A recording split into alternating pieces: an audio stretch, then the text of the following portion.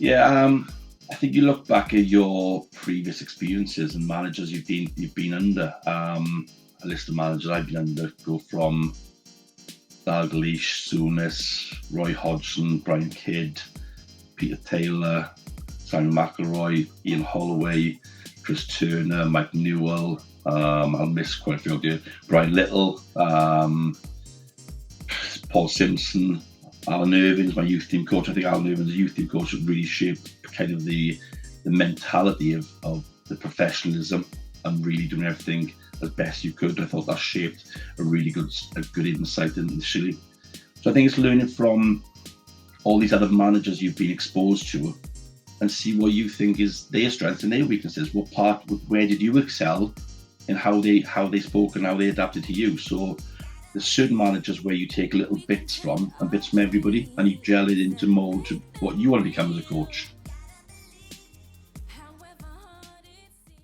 Welcome to the Shaping Champions podcast, a platform for exploration and discussion around becoming elite, being the greatest version of yourself, and what it takes to succeed at whatever it is you do in life. Our guest on today's episode is a former professional goalkeeper who began his footballing journey coming through the ranks at Blackburn Rovers before playing for a roll call of English Football League teams, including QPR, Huddersfield, Bristol Rovers, Hartlepool, Grimsby and Wrexham, amongst many others. He held the role of assistant manager at Crawley Town and Portsmouth, is a coach educator for FA Wales, and is currently first team manager at Welsh Premier League side Aberyswyth Town. It is an absolute delight to welcome to the podcast Anthony Williams, aka Taff. How you doing, Taff? Thanks, Jim. I like the introduction there. Yeah, really good, pal.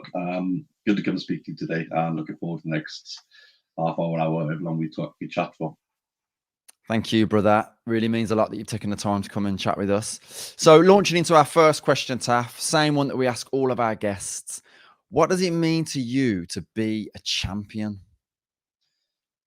I think looking at it from a manager's point of view, I think it's leading by example. I think you've got to be shown to be doing things the right way and how you want to be done. I think it's looking to excel and always looking to develop, just trying to develop myself, even at a later day in life. Going on to do a master's degree when you're 40 plus is probably something that isn't a common thing. And it's just probably willing to explore new avenues and never sit still. I think if you sit still and think you're doing the things the right way, I think that's probably going to be stale. So it's always learning and willing to develop is probably the biggest thing. And then leading by example really is the main factor for me. Love that. Really different answer. And obviously we get a lot of different answers depending on our guests. But yeah, I love that you've led with sort of leading by example.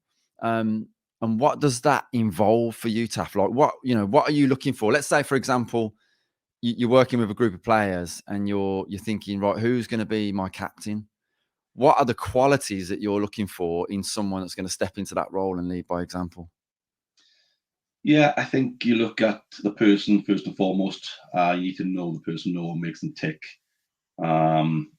You've got a character in there who's probably, you don't want your type of your too hot-headedness, so to speak, but you need someone there who's probably got the respect of others and respects the others. More the point, I think it's not just a fact of I'm leading through force or through fear, but more through the fact of it's a group thing. It's kind of a way of everybody working off the same hymn sheet and then being constructive in how they give their opinions or how they give their ideas and beliefs. So I think it's almost a mirror image of how I want to portray myself. I think sometimes you see certain captains of certain teams, you're thinking really they're not really portraying or showing the club in a good light at times. So there's lots of different things, but ultimately winning games is the first and foremost.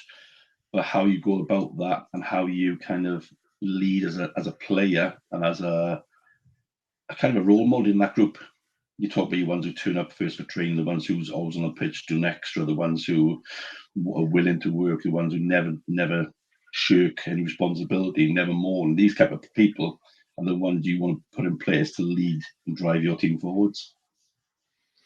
Yeah, nice. And would you say, Taff, that is some common traits, the ones that you've listed there, like effort, willing to work, don't moan, go the extra mile?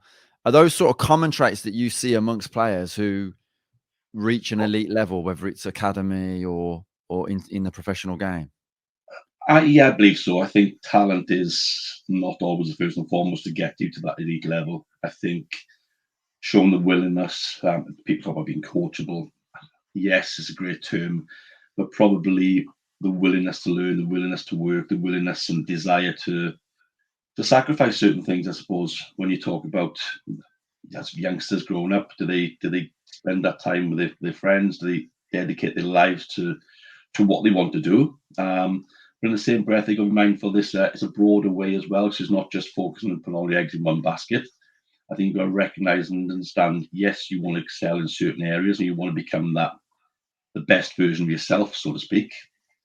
But also from the point of possibly not too obsessing in it as well, because sometimes you possibly won't get to the level that you may need to get to. So having a realistic understanding of what you want to achieve is hopefully something that will help them excel and just reach small goals and small targets as you go through your career is probably the way forwards.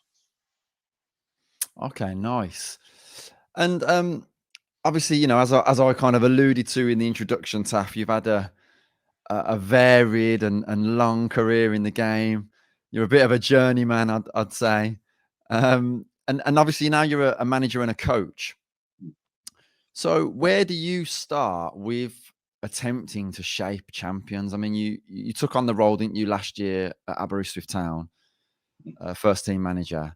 So Yeah. when you walked into that team, working with that group of players, what was the first thing that you were focusing on? Again, if I'm honest, I took the team over very late in pre-season, for the second week of June, I think it was, and I had not one player signed with the club. I took the challenge on after spending 5 years in the Welsh Premier League as assistant to Cardiff Met and in a kind of different environment. I was more a student environment. So, but however, we qualified the Europa League. That was the first time it's ever been done. So success was already there. So I moved into the role on the back of knowing that several other coaches and managers prior left the club because they couldn't attract a player. If you know the geographics of Aberystwyth, then you'll find it's quite close to Ireland and right as far on the coast you possibly get. So when moving in there, it was a case of I had to identify the previous players, which I knew them all.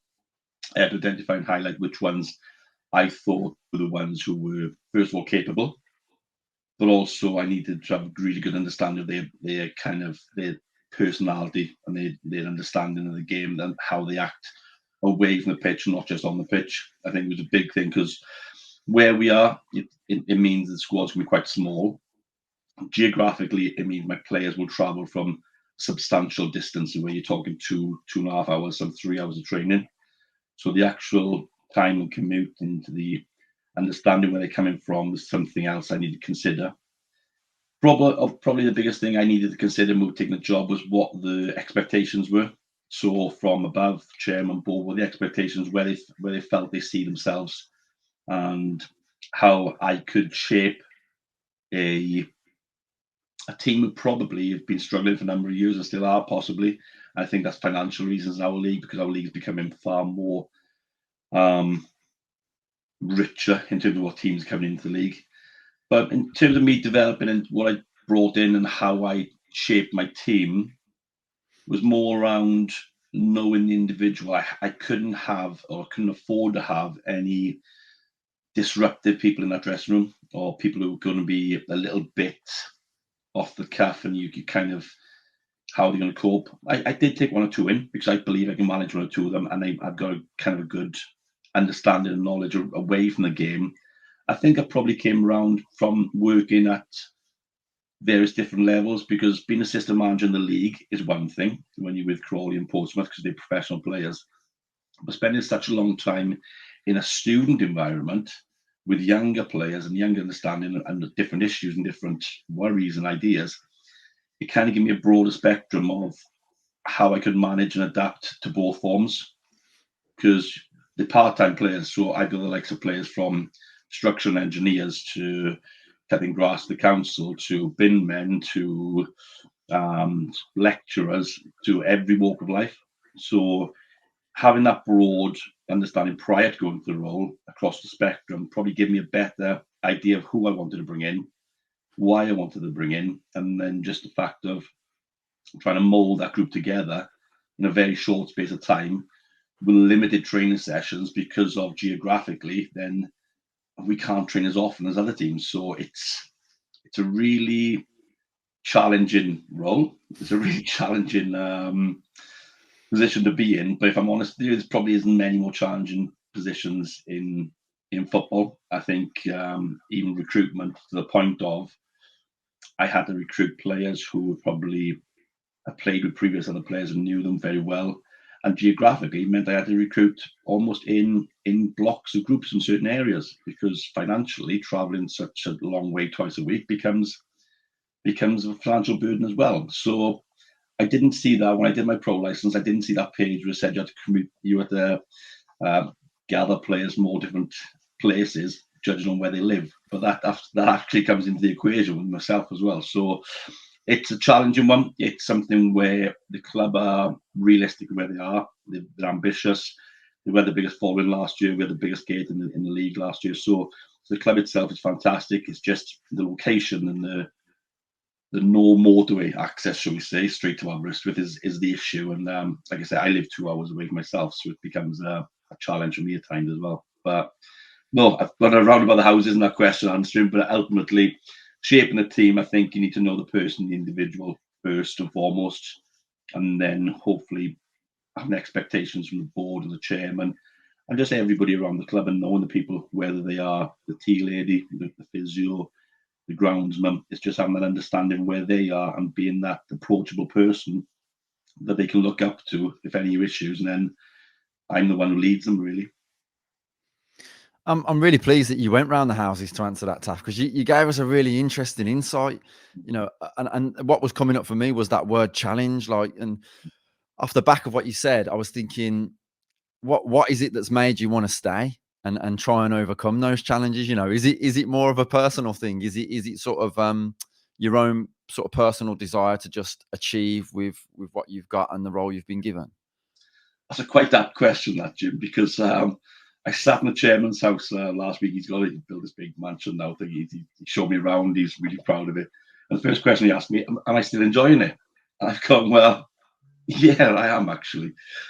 It's a challenge. I've had to take over the academy setup as well, the whole club really. So I'm basically running the club from top to bottom.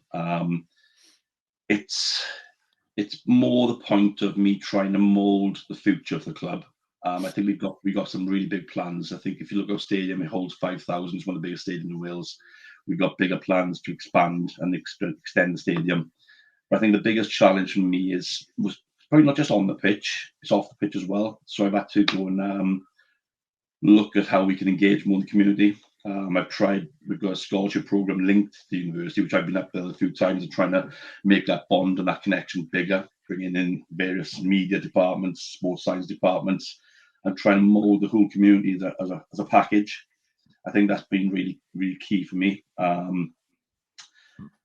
Also in terms of what I've got 2 players on loan from the top team of Wales, TNS, both 19-year-olds. I've got 2 players on loan from Connors second, both 19-year-olds. So my team is either a very young team, it's the youngest team in the league by a mile, but also with that, I've got a few 35 and 36-year-olds on the team as well. So I've got a bit of a broad spectrum, but not that much in the middle. So go back to your question, do I see it as a challenge and want to complete the challenge? Yes, 100%.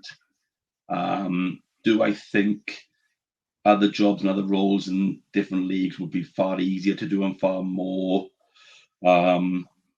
easier to get results? Yes, 100%. I'm in the back of this. My wage bill in the league is probably the lowest wage bill, but however, you also put in the fact that we commute X amount to get there. I do quite a lot of Zoom calls. We do a lot of things away from it is we coach online, which is another avenue that probably for a lot of clubs and professional game would never explore. However, I've got to think outside the box, and I'm not one to walk away from a challenge, never have been. And if I'm honest, the achievements of last year, staying in the league, the final day of the season, 10 minutes to go, we scored to stay up when we've been written off. I think we've written off already this year from the start in terms of you look at the bookies, whatever odds we were massively odds on to go down. And I believe we'll do the same again this year, and we'll be fine when we stay. The league is looking to expand. The league's looking to influx of money from certain different areas. If that happens, that puts us on a bit of a level playing field. Currently, we were probably most of the clubs in our league, or quite a few clubs in our league, are probably 5 or 6 times the amount of financial resources that I have, which is a substantial amount. But you don't complain, you get on with it. And I think going back to the question of why I look to shape a team, that togetherness, that understanding, that bond, they work for each other, regardless of the youngsters, how many inexperienced they may be, that togetherness, that willing far exceeds the individual brilliance of 1 or 2 players. So I think the group and making that group as tight as possible is the way that we will, 1, compete as a team, and 2, we may not have the best players, but they understand they work for each other, and that's fundamental to how we get success. Yeah, I was really interested to hear you touch on that, the whole kind of behaviour on and off the pitch, the way players conduct themselves. Do you think is that a recurring theme nowadays in football? You know, are people sort of highlighting that a lot more? Because we all know the stories from days gone by, you know, the antics of certain players and squads, and you know, I mean, is that just not accepted anymore? Is it you just can't get away with that stuff? I think going back to the day where I said start my career at Blackburn Rovers, where I was a youngster, they won the Premier League, spent 6 years there. And I remember going after training on Tuesday, going to a different bar, having a few drinks, etc. Then everyone turned up and everyone left. In this day and age, you would have social media, Instagram, Facebook, all of them, just photos everywhere. So, and it would be spiraled out of, they had 2 pints probably in the pub, it might have been there 20 or whatever it is. It's going to be all highlighted. So this day and age, it reflects on yourself. I think if I'm seen to be not allowing them to do certain things, if I'm seen to be certain players acting and behaving a different way, then it's just bad luck on myself. It's ultimately comes back on the manager. I'm responsible ultimately.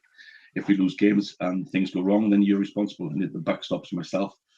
So I wouldn't say that's everybody's priority. I'd say it's probably part of mine. I think I want to be seen in a light where this is how I work, this is what I do, and this are the players who work for me and understand what they want to do and recognise they need to be role models as well. Yeah, I think you're touching on a really important point there, Taff, and you do a lot of work with young players, and we'll come to that in a little while with the role that you have at UK Football Trials. And I've worked with you on some of those camps and been away with you and stuff. And we do try and get that message across to young players. You know, the way you conduct yourself off the pitch will reflect to a lot of people, and people will pick up on it. And how you do one thing is how you do everything. You know, that kind of approach. But when it comes to aspiring footballers, what, in your opinion, Taff, like what's the starting point for them if they're thinking, right, I want to embark on this journey of trying to become a professional footballer? What would you say is like the key number one kind of rung on the ladder? Probably initially is the number of contact hours they spend. You can't expect to go and train 1 day a week and then turn up being professional footballer in 2 weeks' time. So the number of hours you spend in terms of dedicating to what you need to do.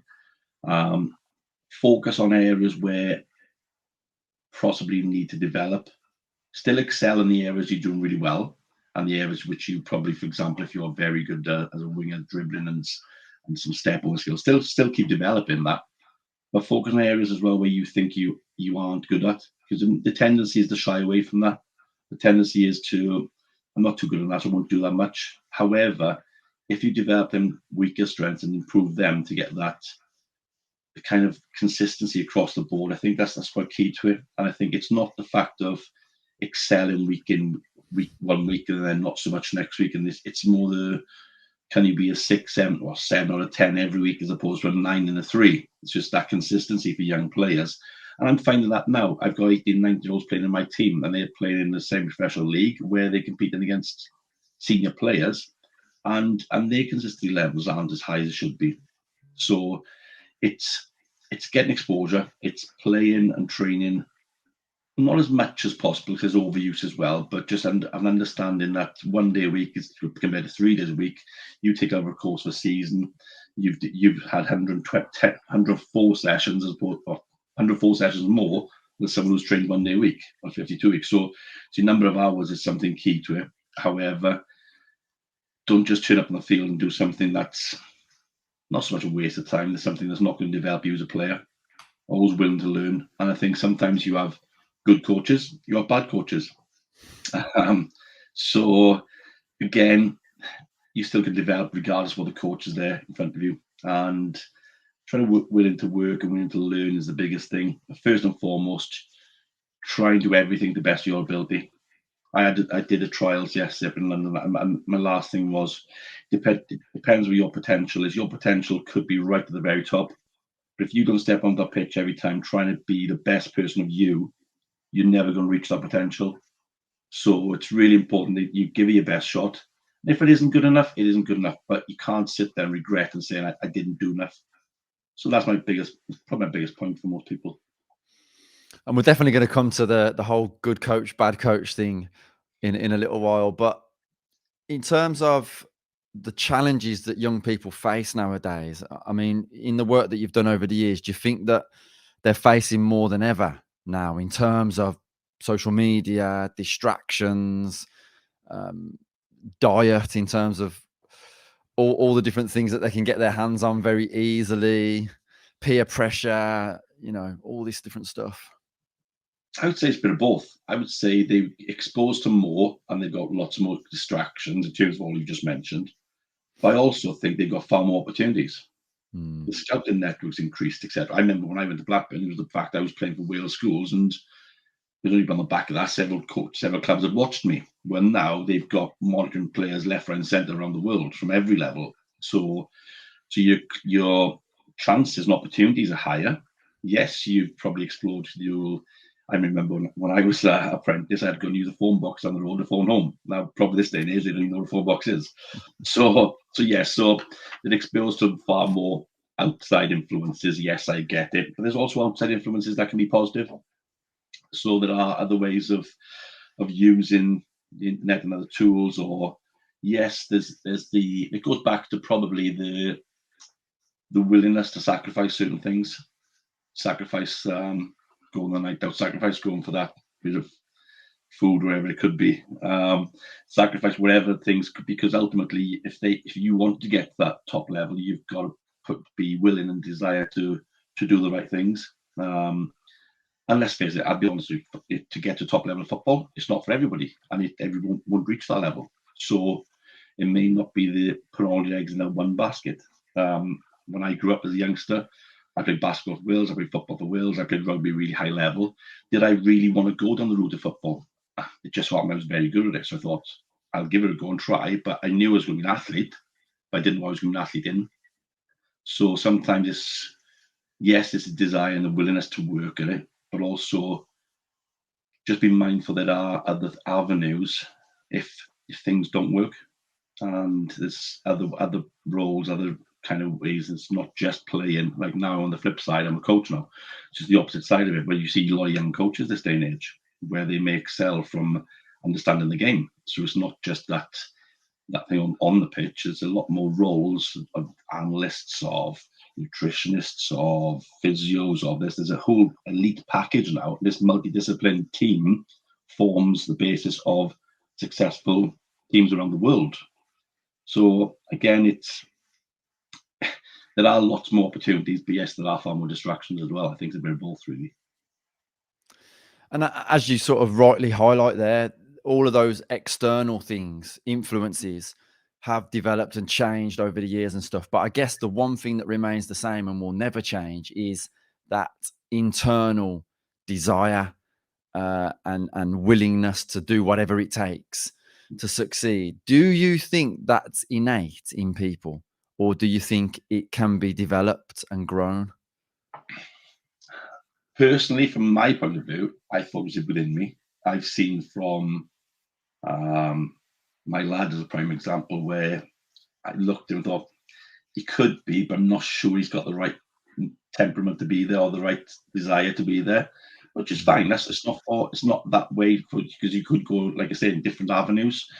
Um, it's quite a tough one that because there's a border and a fine line between really determined to do it and then obsessive to do it as well. Because yes, you could be obsessive and get that place, great, but you need to be mindful if you don't get that place, how are you going to cope with that as well? I think that's going to be a big challenge for young players in this day and age because quite a lot of them see themselves at 8, 9, 10 years old being this professional footballer playing in the Premier League. Well, let's face it, um, the numbers and percentages of getting to a professional level, I think it's 0.002% or something like that. We did some stats the other day. So if you look at the numbers, then they've got to be mindful. Yes, they want to try and excel, but if that obsession or that desires, then they don't make it, then we need kind of a mechanism in place that looks after these players and understands these people are not just numbers on a football pitch, but actually got that that desire, but also got that kind of vulnerability, I suppose. That if they don't make it, what happens next? So yeah, again, round around houses, but like I say, it's a desire to get there, and it is probably a mindset. Is it developed? Possibly. Is it through looking and seeing other friends or people around them who's gone on to do well and thought, oh, I quite like, I want to do that. Maybe it's probably the group you probably put yourself in, the circle of friends you put yourself in, may be something that influences you from how far you get in what you want to achieve. Yeah, for sure. And I think one of the great challenges that generation are going to face is that they only see the external results of getting something, or they see that all the time. It's really pushed in their faces. So they see the outcome. Whereas what they don't see is all of the internal things that they develop on the journey towards that potential outcome, and recognizing those. So, and it could be that someone might get to that position of being a footballer and think, oh, this isn't what I thought it was going to be, or, this isn't all it was made out to be. All of those sort of things as well. So, yeah, really, really interesting to touch on that stuff. But just coming back to your career, Taff, you went out on loan several times throughout your career. I'm really interested to know, like, how did you find those experiences of new environment, new teammates, new coaching methodologies, and what personal qualities or sort of characteristics really helped you to adapt and maybe integrate? I yeah, I spent 6 years at Blackburn, which is probably looking back probably too long. So my first loan spell I went to Macclesfield. So they just previously lost against Coventry in the FA Cup. I think it was 7-0. So the next game was in League One against top of the league Fulham away, the Craven Cottage in a full house. Kevin Keegan manager, and then I went on loan for that first game. So I'm thinking this could go one of two ways now. So how's this going to work? I was 19 at the time. I came in to get into the team at Macclesfield, which were a struggling team, bottom of the league, or near the bottom anyway. I've just got beat 7-0. I'm thinking, how do I perceive it, or how do I think I'm gonna do? I had the mentality where I was going to show them how good I was. That was my mentality. It wasn't a case of I'm at the elite level. I'm playing down through two leagues. I wanted to show them how good I was playing down. So that meant I had to do everything as best as I could. I've seen from the flip side both ways. And on the first loan, when players go into the first loan in some clubs, it's almost a sink and swim. You're at that level where you haven't been exposed to that winning's everything. So they're not exposed to that until they go out playing the 21s football and 18s football. It's about development, well, long-term development. But when you go into that environment, how did I cope? There was one or two players at the club I knew anyway. The manager, I think, was Sammy Macro, and yes, Sammy Macro at the time, ex Irish one. So I've come in there. the standard of training was nothing I was exposed to because it was all elite and everything was done at Blackburn, whether it was on a side of a rugby pitch at Macclesfield. So going into that game, it was kind of I wanted to prove how good I was. It wasn't a case of, oh, I'm playing down the level. Some players who aren't very good now because that's what the perception is. That was never my thought, and I had several loan spells. Probably the majority of them were very good. I ended up going back to Macclesfield second time then after that following year. So my initial loan spells was really good. I adapted myself to fit in as best I could. I didn't want to be seen as this, oh, he's big time, so to speak, coming from wherever they come in from. And you've got to recognise in that group of the dressing room you go into normally, there's probably quite a lot of senior pros who have probably been in the position I was in then 10, 15 years ago, or whatever it was, and they've come to that level they're at now. So having the respect of the teammates around me is really important as well, I thought. Other loan spells, my second loan spell was Bristol Rovers. We've gone in there at the end of the season and we've kept 15 games at the end of the season. We've been managed to stay up again, playing the likes of Man City, Exeter in League One. So that was a really good environment to go into. I had a loan spell briefly at Gillingham, but I didn't do so well. Excellent first game, second game, I cost a couple of goals. So ultimately, it didn't last very well. But you're short, sharp time. If you're in there and excel, do really well, 1-2 games, all of a sudden the momentum takes itself forwards. And it's the flip side, then the momentum takes the other way. But then further through my career, after going to Hartlepool, I went along Stockport and again excelled towards the end of it was the end of my contract at Hartlepool. So I kind of had to perform well because I needed a new deal somewhere. So ultimately I did, and I ended up going to Grimsby instead this season. And then my last loan spell, going round about the houses, was different now. So I was at 28 years old, leaving Carlisle. In fact, I was 29 years old, leaving Carlisle. So before I left the end of that season, I went to Wrexham on loan. So my loan spells now has gone from being a 19-year-old kid going on loan to now being a nearly 30-year-old, one of the most senior players in the group. So the mindset kind of remains the same, but you've already got that respect and the kind of listening to myself because they know where I was in my career, and I played some nearly 200 plus 300 nearly games by then. So the younger lads were almost looking up to me coming on loan, as opposed to the flip side. 10 years ago, I was kind of the novice moving in. And again, the success of that was we bottom league. We finished, I think, it was Boston the last day of the season. Whoever won stayed in the league. We won that day, and that gave me a new contract. So I was fighting for contracts in the latter stages or the latest loan spells I went on. But prior, the first one at Blackburn, I was going on loan, trying to excel to get in the Premier League team, which I wanted to eventually get to. However, I sat on the bench some 20 odd plus times. If you look back at the goalkeepers Blackburn had over the years I was there, it initially started Tim Flowers, Shea Given, I was number 3. So clearly seen there. Alan Kelly, Irish number 1. Alan Fettis, Northern Irish number 1. So the list of goalkeepers started coming in as I was still at the club. Made it very much a challenge, and the turnover manager as well probably didn't help my cause to get to that first team because they all have new ideas. And if I was a manager going in, I'd have players who I'd think I'd bring in maybe above certain players of the club who I didn't really know so well. So yeah, a long kind of winded answer, but I think the difference of loan spells as a youngster to loan spells as a senior, there's two very varying kind of experiences and ideas around it. Yeah, and I think what you do is you highlight an important point in so much as in life you can sit on the bench, can't you? You can sit in your comfort zone and you can think, you know what, I'm coasting here, man. I'm all right. I'll just keep developing slowly and maybe something will happen. But you took on the challenge, and I think that's important for people to pick up on. Even if it means coming down leagues and, you know. Yeah, I'll just touch on that one. The fact that I've been into the management side and seen the players coming from the top leagues. And there's quite a lot of players in them top leagues aren't willing to expose themselves or are worried to expose themselves, which ultimately the first contract that players get is as a professional whatever isn't really the career. The career is actually going and actually developing yourself to get to that level where you're becoming a football player, as opposed to you'd be given a contract on the back of potential. So, and sometimes it's hard because our mentality of some of them are kind of and quite scared to go and expose themselves.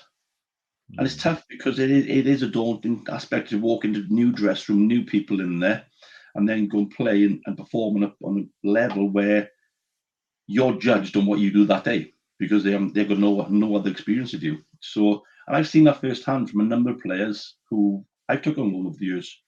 And quite a lot of times, if I was a manager now, I'd take a player on the second loan or on the first loan, just probably through choice. However, financial restrictions like I am now, I'm taking a lot of first time loan players at the moment. So yes, so you are right when you say there maybe the gulf of the wages, for example, now in this day and age, as a Premier League player going to League One club, back in the day when I was, it wasn't the massive in terms of financial rewards. It was, but not to the extent of where we are today. And there's conversation where there's maybe certain players in the league clubs or the Premier League clubs who may never play a professional game, but also maybe never have to work again in their lives. So yeah, it's really, really different from where we were when I started out back in 1994. My first loan was 1999. So to where we are today, it's a very, very different exposure. Yeah, the landscape has completely changed, hasn't it? But something you touched on, Taff, when you mentioned about going to Macclesfield and that you wanted to try and fit in as well as you could, try and get on with everybody, reminded me about sort of how important people skills are and what a hugely transferable skill that is in any industry, you know, whatever walk of life you're in. So what did that look like, you trying to fit in? Was it like joking with the guys? Was it being friendly, trying to get to know people, being personable? Was it like, ready to give and take the banter? Like, what did it look like on the ground? I think it was more. I had one ally in there already. I knew who came from the same club I came from, so I had some kind of buy-in from certain anyway. But I think it was more the point of when you go in, they ask you questions, what you're doing, etc. You kind of ask the same question back. You just don't want to go in and then, yeah, I do this, I do that, and tell everybody what you were doing, and without even finding out where they are in their journey, so to speak. So I think it's still asking the question, having the response of a two-way conversation where I think you see some people going one way, just tell them all about themselves and neglect to find out by the other person. And that is in every walk of life. And I think that's really, really important. Yes, it's great to tell people what you do and how you perceive yourself, etc., and the questions they ask. But ultimately, I think when I went in there, it was a case of I knew there was a goalkeeper who was being left out, for example. So how did I think that relationship with that one's going to go? Is it going to be a different relationship with the goalkeeper because you didn't know you're out? There's no two ways about it. Then there would be the other teammates. So it's just having that bit of respectfulness and understanding where you are without looking at cocky or overconfident person, so to speak. So again, you still need that to exude that confidence, even if you don't feel you are walking in, because it's daunting. Let's face it, as a 19-year-old walking into a new dress room, everyone's looking, you walk in, the first thing, all stop and talk, all stare at you. You're thinking, so where do you go from here? So you've got to expect, as long as you understand and know what you're walking into, I think it's quite nice. But I think it did help. The group in that change room were very acceptable and very good. I said one of my loan spells in Macclesfield was playing the striker called Richie Barker, who I actually went on to be his assistant then at Crawley and Portsmouth after that. Yeah, we'll definitely come to that point of the journey. But it sounds to me like it's centered around what human beings thrive on, which is connecting with other people, like showing an interest, listening, and just making those connections. But switching our attention now to coaching, really intrigued to sort of pick your brain a little bit about this stuff, mate. When I think about the pivotal role that coaches play in shaping champions throughout their journey, I mean, the obvious one that springs to mind is someone like Eric Harrison with the class of 92 and the impact that he had on that group of players, not just as footballers, but as people as well. And then you've got the obvious one, like, the way Pep can shape a player, and maybe Bobby Robson, the effect that he had on the players he worked with, both on and off the pitch. So what, in your opinion, Taff, makes a good coach, and how do you approach trying to get the best out of players to improve them? Yeah, I think you look back at your previous experiences and managers you've been under. A list of managers I've been under go from Dalglish, Souness, Roy Hodgson, Brian Kidd, Peter Taylor, Simon McElroy, Ian Holloway, Chris Turner, Mike Newell. I'll miss quite a few of you. Brian Little, Paul Simpson, Alan Irving's my youth team coach. I think Alan Irving's youth team coach really shaped kind of the mentality of the professionalism and really doing everything as best you could. I thought that shaped a really good insight initially.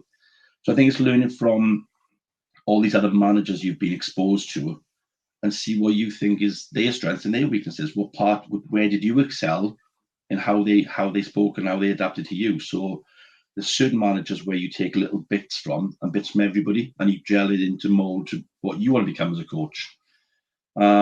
So looking at all the bits, and the biggest thing that probably stuck in my mind, probably my best successful time was at Hartlepool. I played some 150 plus games on a bounce, and probably was Chris Turner, the manager at the time, who was ex-Man United goalkeeper. So did he relate to me in terms of my position as well, maybe? But I think it was the fact that when I was playing there, I felt I was the best. I was the best I could be. I felt that not so much no pressure, but there was always that I'm going to excel next game, and that mindset that probably they'd installed just from the manager and from the coach, just give you that confidence, that belief. So I think it's a case of even where I am now, and previously we've gone through spells of losing several games in a row, and now I'm not going to go in there and sit down, and sulk and mope, because I need to improve myself. At the same time, I know I need my players for the following game. So some manager like shout, rant, rage, whatever they want to do, that's fair enough.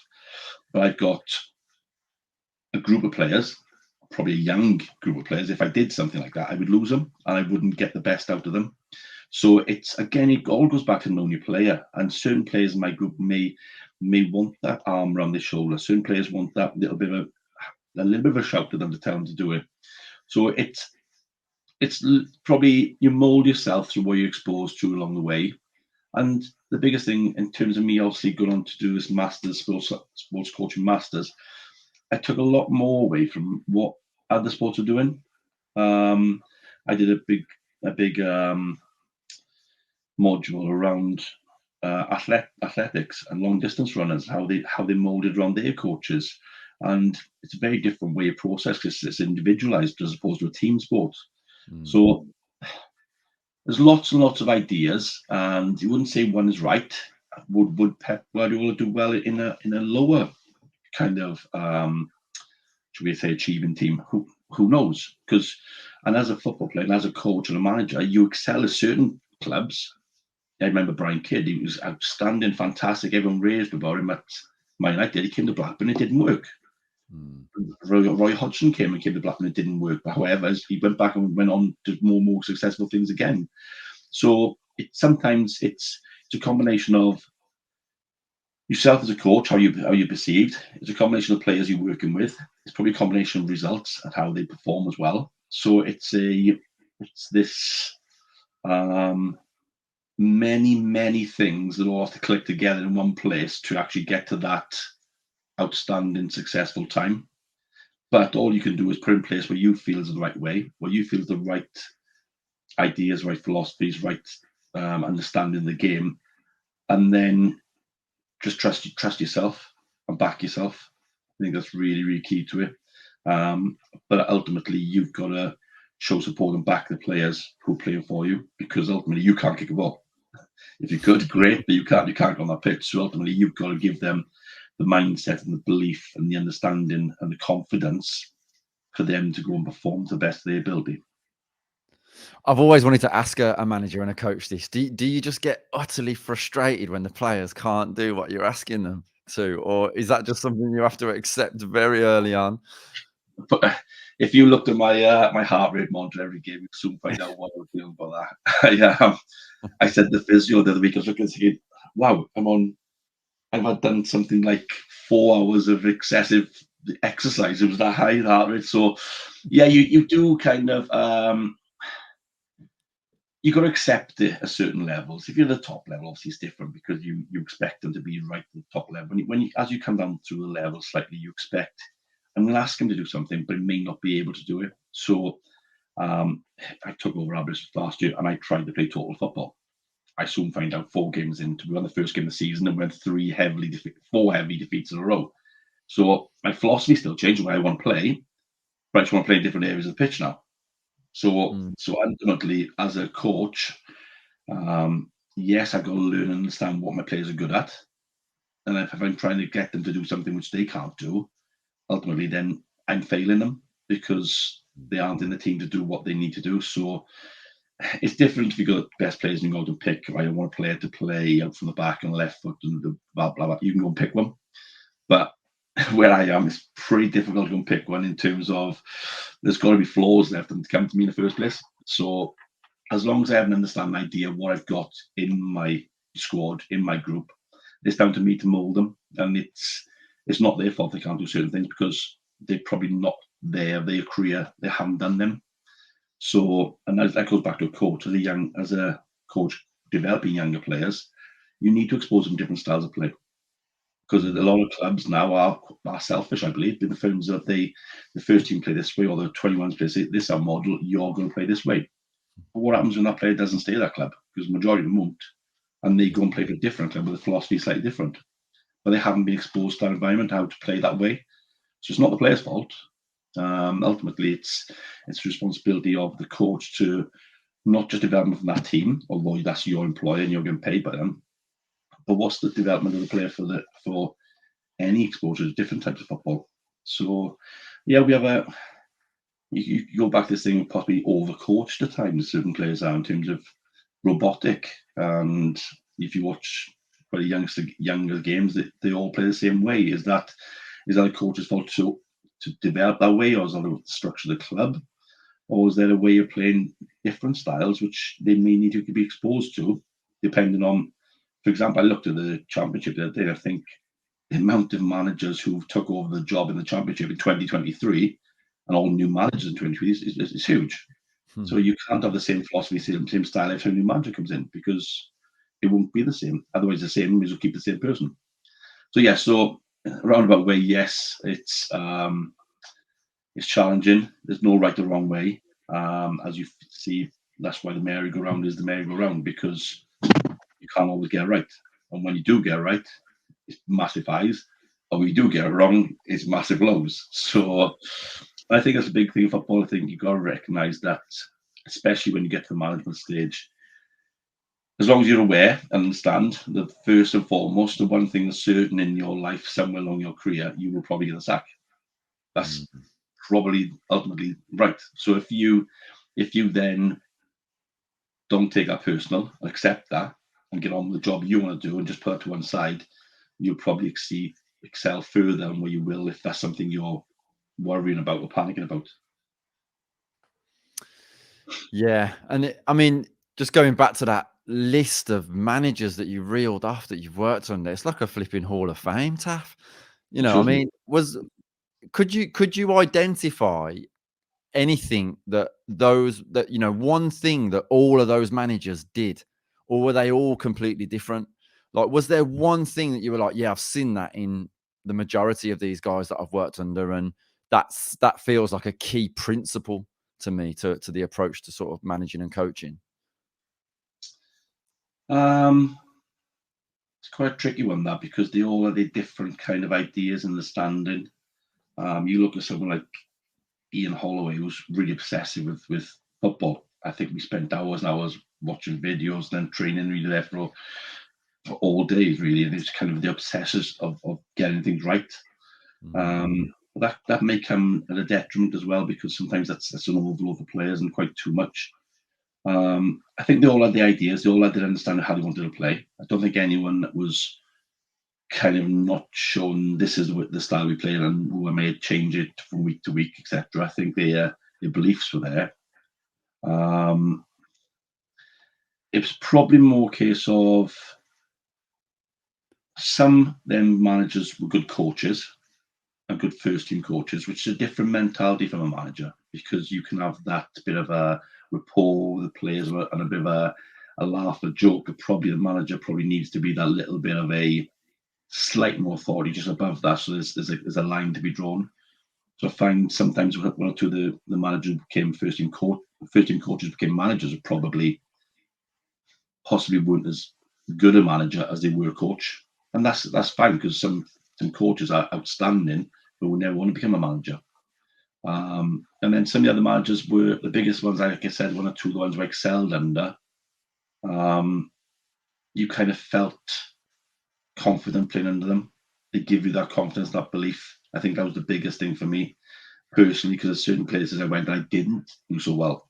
And when I didn't do so well, it was probably the lack of confidence the manager had in me. I think that's probably something where as soon as you see that chink of arm and that kind of he's not too sure on me now, that's kind of where you doubt yourself. You kind of go into games thinking, if I'm making another mistake now, he's going to lead me back out again. So I think that confidence and giving that confidence to players, from a personal point of view, when I was playing, I thought that was really, really key to me doing well and playing well. Yeah, really interesting. And I mean, I've never been in that position of having to try and instill confidence in people. But I mean, is there a trick to it, Taff? Is there a knack to it? I mean, do you use any particular approach with your own players, or is it just about being a good role model, leading by example, and being positive? There's loads of different ways of trying to do it. It's the positive of your sports, but you still got to have a realism of the game, and when they do things wrong as well, you'd be told about it. But probably reinstill in when they've done it right previous times before that. I got going back to academic side when I was at Cardiff Met, and given that the players there, you could give them that little bit more information, take more information on just because of where they were. And it was interesting, one of the professors was part of the coaching staff, and before the game, he thanked everybody, went around individually, thanking everybody on how well they performed that day and what they did well that day. And it was a proper left field, and it threw me. I'm thinking, if I was sat in their shoes, how would I feel? I thought, do you know what? He's gone around and said, thank you so for all the tackles you made, the headers you won, etc., etc. And he's gone through all the players. I'm thinking, why has he done that? And then looking back and seeing from his point of view, you've obviously kind of got that confidence going into the game. Was it right or was it wrong? I don't know, but it was a total left field, which threw me. And I thought I quite like the approach. I've never used it myself, but certain things you see from others, and again, that's nothing to do with football. His background was totally different from where football was, but that kind of ideas and learning from other sports, I think, is key to get that confidence and that belief into them.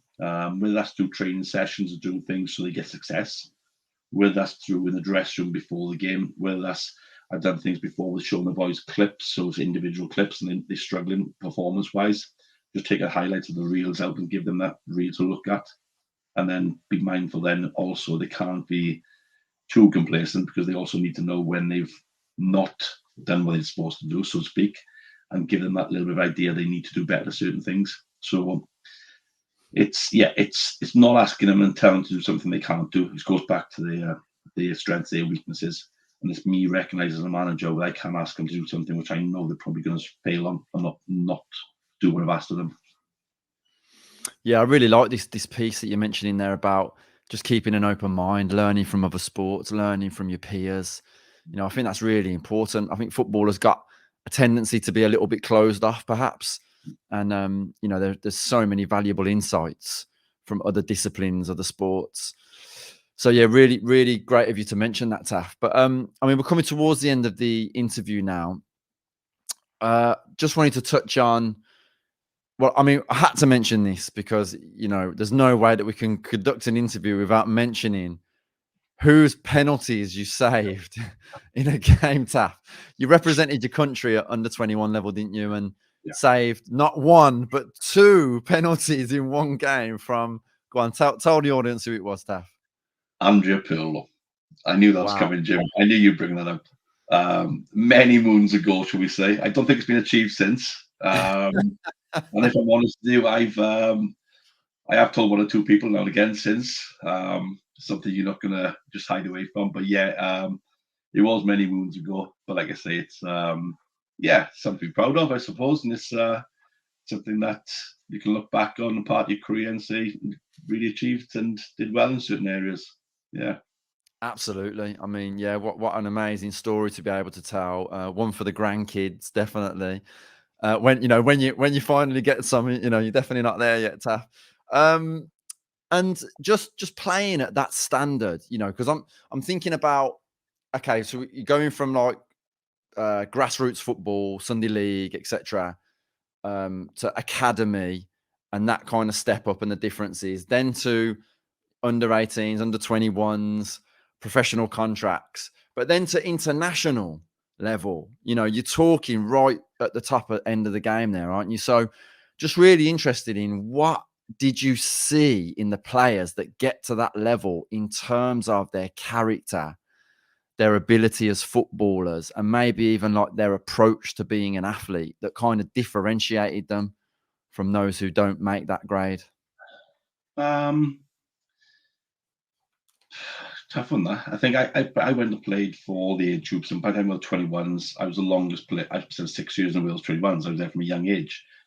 That either tells me I was massive potential as a youngster growing up, which I was, but did I fulfil to get that first team level? At the time, it was Nev Southall in goal, so kind of one of the legendary keepers for Wales. So you never got the next level. But looking back at it, it probably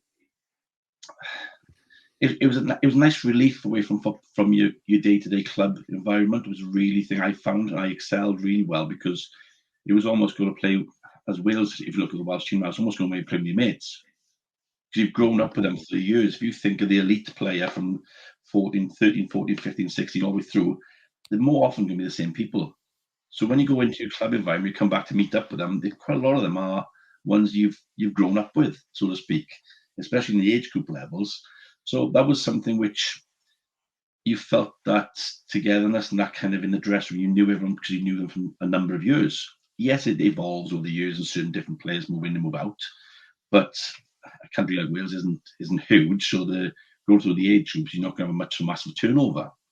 But in terms of the players and how they were in an international environment, it's an interesting one because I didn't see a lot of difference because I went to Blackburn Rovers when they were the best team in Britain, effectively, and they brought all international players from every other country around and loads of Irish internationals, English, Scottish, and some from Wales. So in terms of what they had there, they had that same kind of profile of a player at the club. So it probably didn't affect me as much as it may affect some of the ones from, for example, back in the day, the Cardiff City Swansea City who were League One, League Twos, when their players came into international setup, it's perceived they're playing the so-called better talented players effectively.